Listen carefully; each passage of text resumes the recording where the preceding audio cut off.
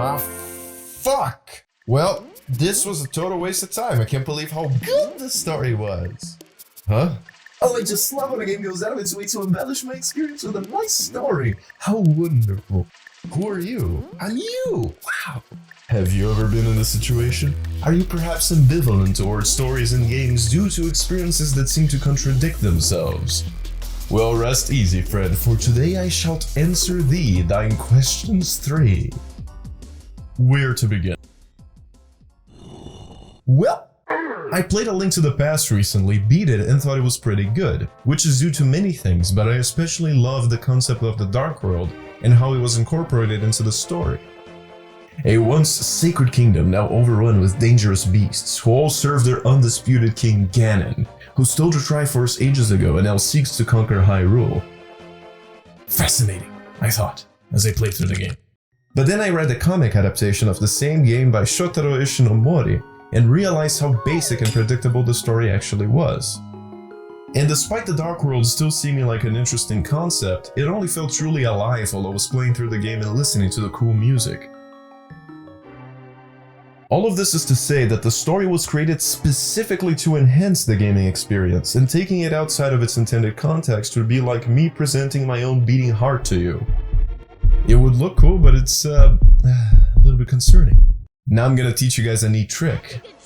Well, it's more of a concept and not really a trick. I call it thematic structure. What is thematic structure, you say?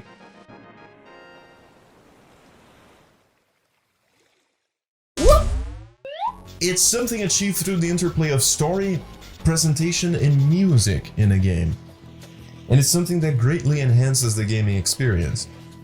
As an example, if you take Zelda and put it right next to the myth of Perseus from Greek mythology, you'll notice a lot of similarities. A dude with a sword, a shiny shield, a damsel in distress, big imposing monster, you get the picture.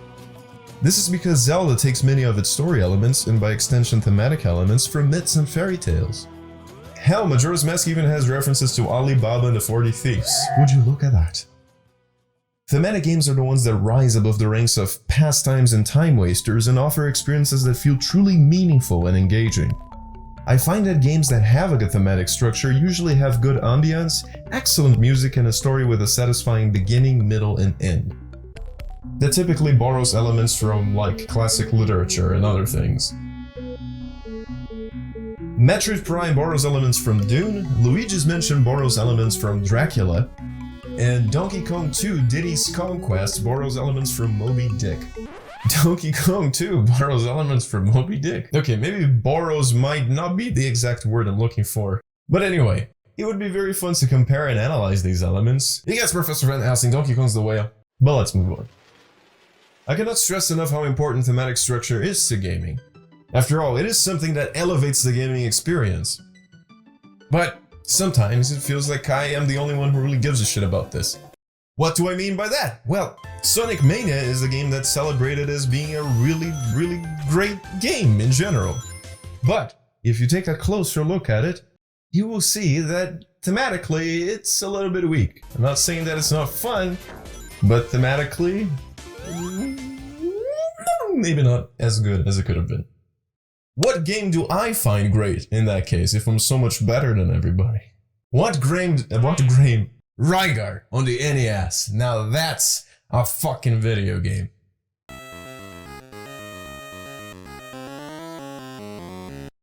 Okay, it's dated as fuck, but it's great! You wanna know why?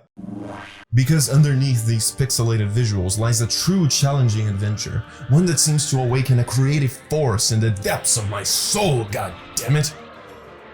If I'm already committed enough to engage with every challenge that is thrown my way, why not let the game excite my imagination while I'm at it? A story is just something I can work with, a supplementary feature that helps me craft a more lasting experience as I keep on trying to win. A mere asset to the thematic body of a game, but one that serves its purpose. And yes, you heard that right, a supplementary feature, an asset, something that's there mostly to provide context, to fuel the player's drive to win. But what about these games that flesh out their stories to the extent that they feel like movies? I bet they're pretty great, right? The problem is that they do all the heavy lifting for us. These games delineate their own stories to such a gross extent that the player takes on a much more passive role of game enjoyer rather than player. Ergo, they leave no room for the creative soul to flourish. At least not as far as the actual gaming is concerned, but I hear that some of these games actually have pretty good stories. However, another important element that these games usually seem to lack is actual challenge. They work a lot better as interactive movies, rather than video games, so why the fuck do people give a shit about them? I don't know, they're lazy. It's easy, right?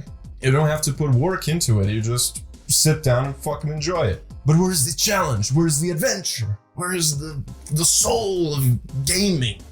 You know what I mean? Fuck. Point is, I don't like them very much, and I have very little appreciation for them, as they likewise have very little appreciation for Rygar on the NES.